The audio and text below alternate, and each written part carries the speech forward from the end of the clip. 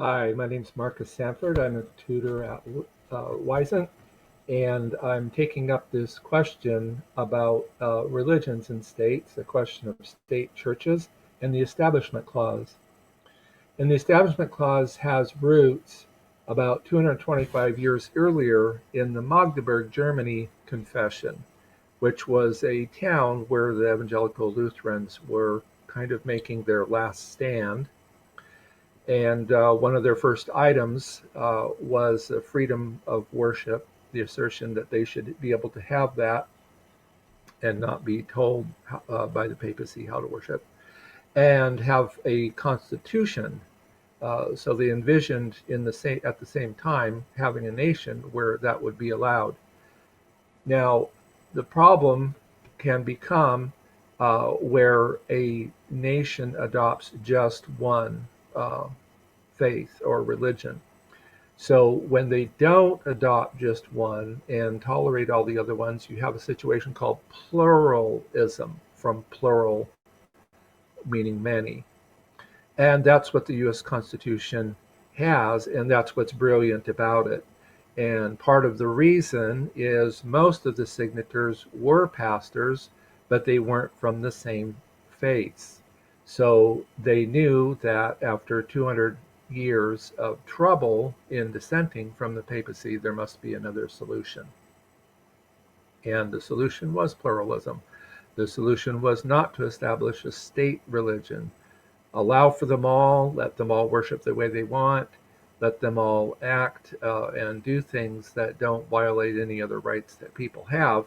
All that's fine, but setting up a state religion is another problem. So over in Islam, you do have a few traces and scriptures and moments in time where it's more tolerant, but you also have a doctrine called naqziq. And that means that the later revelations of Muhammad, the later dated ones from from Mecca, are they overrule the earlier ones from Medina. So this is a incurable problem, you might say, because the direction is always going towards the singularity.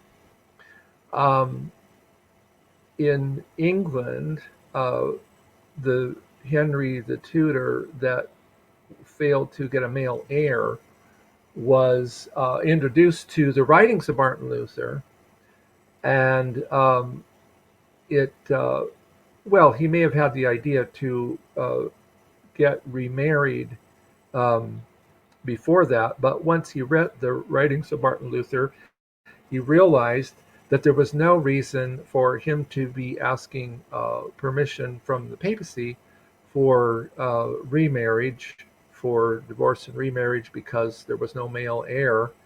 He could just England could just have its own church. There could be an Anglican church. He could be the leader or the Pope, I guess you might say, of that church. Well, it was brought about, but they seem to have missed the point about the state church, which is the brilliant thing that the U.S. Constitution includes, or actually prevents.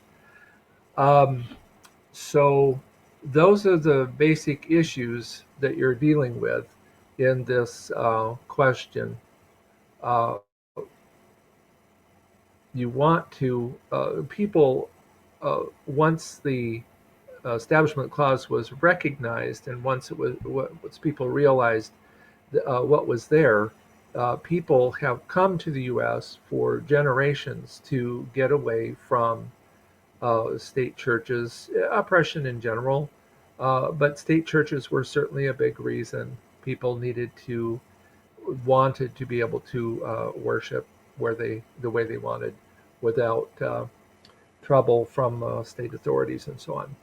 So there's an answer along that line, and I hope you'll look me up. Marcus Sanford is my name as a tutor in these things at Wyzant.